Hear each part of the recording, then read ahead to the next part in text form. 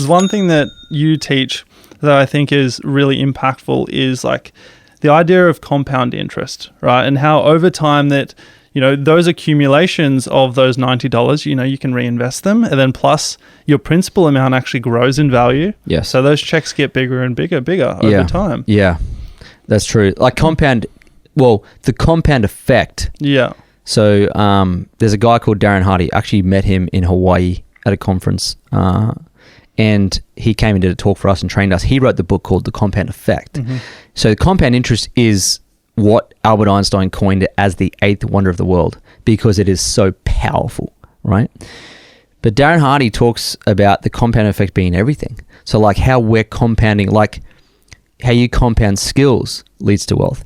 How you compound your body fat if you eat the wrong foods. The compound effect or compound interest is growth upon previous growth. Mm-hmm. And that accelerates at an exponential rate.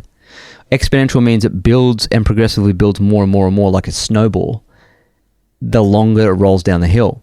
So if you leave that snowball to roll down an infinite hill, it grows infinitely, right? Now, we don't have infinite time. We have like 90 years on Earth or whatever it might be. So when you start out investing, either on your skills, but let's talk about money and shares and so forth, then the gains that you experience on the gains exponentially grow if the business is growing. So for the audience, let's do this. I want to get out Money Smart and we can give them an example. Okay, well, so the first thing that people have to understand, they go, oh, compound interest. Compound interest is when you get paid interest from the bank when your money is in a term deposit. That's interest. That's bank interest. Now, your interest upon your previous interest is the compound effect. So this still works even if you have your money in the bank. Mm-hmm. Okay, it does. That's why they call it compound interest and not compound effect. But when it's in shares, what's cool about that is let's say you buy shares in Westpac Bank. Now, there's two things that happen that make that compound well. Number one, if the business grows, so Westpac Bank as a business grows its profits over time, the value of the shares grows. Right? Year on year on year. So that compounds the value of the shares. So the growth compounds. But also because it pays dividends that progressively get more and more and more with profits, your cash flows grow as well, which you reinvest back into buying more shares. So you have a wonderful compounding machine where if it's in bank interest, it's getting like 4%, 3.5% to 4% compounded. And the value of your money is falling through inflation. But when you own shares and assets, the value of the business rises. Plus, the dividends get reinvested progressively and they go up in value. So shares are a wonderful compounding machine. But what's powerful about it is if you have the patience to leave it, and very few people have the patience to leave it, but when you have the patience to leave it, and let's say you're using the compound interest calculator that Jack's got this compound interest calculator. You can go to Google. Yeah. And you put in Money Smart. Just put in compound interest calculator. At the top, if you're in Australia, it says Money Smart government. What's it called? Moneysmart.gov.au. Moneysmart.gov.au, right? You can do it. And you put in there like a zero, so let's say you're broke, and you put in a regular deposit of say $500 a month. Okay, now most people can do that.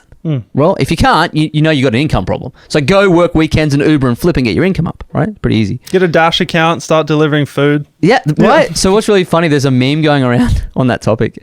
There's a meme going around. It says, how to make money, the front of the book. And the guy turns out, work. And that's the Can't be that truth. Simple. Can't be that simple. It's crazy, right? So anyway, so let's say you're working to make extra and you put this in there. The deposit frequency, $500 a month. Deposit frequency is monthly. Compound frequency is annually because your shares or whatever it is you're investing in, bank deposit, whatever, is compounding annually at a rate. So if you're putting it in the bank in a term deposit, the rate's probably about 4% at the moment. You can do that one. Or if it's in some sort of broad-based index fund like the S&P 500 or whatever, okay, I'm not giving you any financial advice, but they often can compound at 10% historically, on average, 10% a year. Okay, that's dividends and growth combined. That's just how much you're going to grow in that index fund. Now, if you did that for 25 years and you're very diligent, you didn't rob yourself, okay, you're $500 a month, and you did that, at the end of that 25 years, you'd have $590,000. It's $125 a week. It's nothing, right? But if you actually get after it, which most people can, and you put in $2,000 a month, it's $500 a week. $500 a week. Yep. That's 2.3 million. At the end of how many years? 25 years. 25 years too. So if you're a 20-year-old, yeah. and you do it till you're 45, you get 2.3 million of future money, all right, minus inflation. But here's where it gets really interesting. A lot of people, if they really wanted to, $500 a week, that's fair, 25 grand a year. If you're 30 and you hold it for 35 years, you're 65, it's 6.5 million. Wow. If you do that as a 20-year-old and you held it for 50 years until you're 70 at $500 a week, it's $27 million. 27 fucking million. There's not much you can't buy with 27 million. Yeah, and even if you factor in inflation, it's still like, if we put inflation there at 5% even, it's still 5 million. It's still a lot of money. It's a lot of money. Yeah. And the beautiful thing about that though, see, like that sounds all well and good and you're like, oh fuck, how am I going to accumulate 27 million over 50 years? You don't have to. That's the beautiful thing about it. That's right. You know, and this is the thing that really hit me. So over that, 25 years or 50 years you've got put in here. Well, that's a 5%. If you put in the bigger one, pass me the phone back. You can drive it. So if we put in here, 10% earnings, 50 years of a 20-year-old to 70, that's a long time. I don't know if people can actually do that because they get, there's things happen in life. But of that, how much did you put in versus what your money generated? Okay, guys, just to recap. So the total amount in this particular account is just shy of $28 million. And then of that 28 million, you have only contributed 1.2 million. You've only had to muster up 1.2 million over 50 years.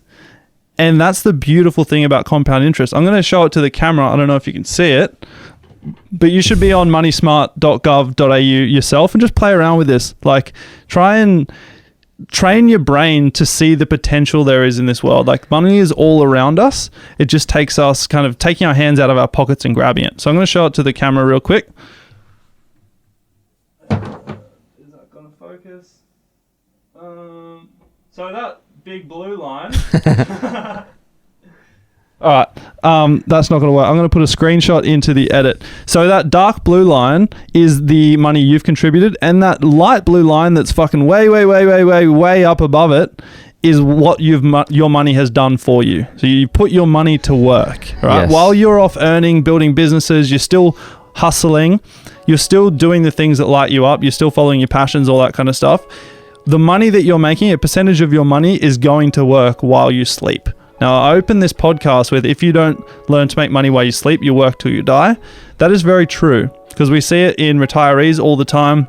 They get to the end of their working career and they're like, fuck, I wish I'd put something away.